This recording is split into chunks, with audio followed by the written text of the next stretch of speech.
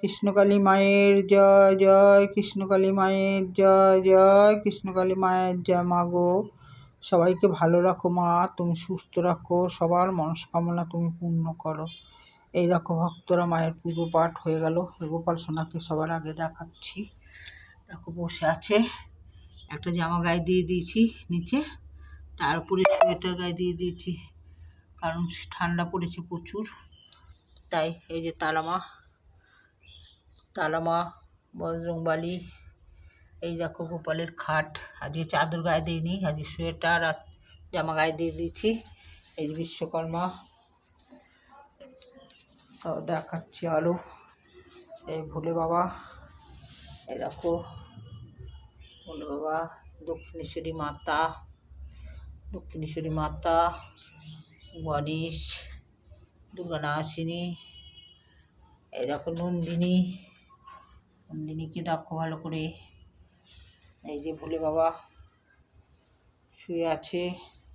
এই দেখো মায়ের পুজো পাঠ হয়ে গেছে। দেখো পুজো দিয়েই তোমাদের দেখাচ্ছি ভিডিও করে। আবার তোমাদের মনে করে দিচ্ছি, 9 ফেব্রুয়ারি মায়ের পুজো।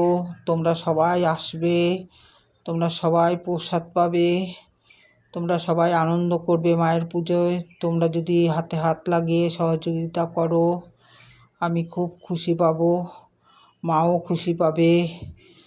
তারপর মাকে দর্শন করবে ভালো করে। মায়ের ওইখানে তোমরা টাইম পাস করবে, দেখবে এত ভালো লাগবে। মাকে ছেড়ে তোমাদের যেতেও ইচ্ছে করবে না, এত ভালো লাগবে।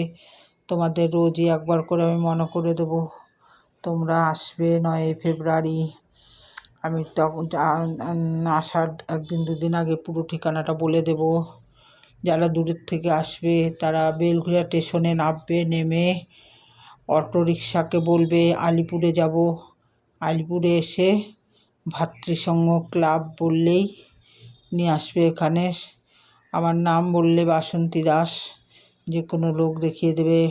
আর সেদিন তো একটা আনন্দের দিন, বাজনা টাজনা বাজবে, ঢাক বাজবে, তাইলে তোমরা চিনতে পারবে। আর এসে নাইলে আমাকে ফোন করবে। আমার ফোন নাম্বার 9333111255। আরেকবার বলছি, 9333111255। এইটা আমার ফোন নাম্বার, ফোনেও যোগাযোগ করতে পারো। তোমরা মাকে এসে দর্শন করো, মায়ের পুজোতে আনন্দ করো। এটাই আমি সকল ভক্তদের কাছে প্রার্থনা করি, অনুরোধ করি। সবাইকে আসতে বলছি। জয় কৃষ্ণকালী মায়ের জয়, জয় কৃষ্ণকালী মায়ের জয়।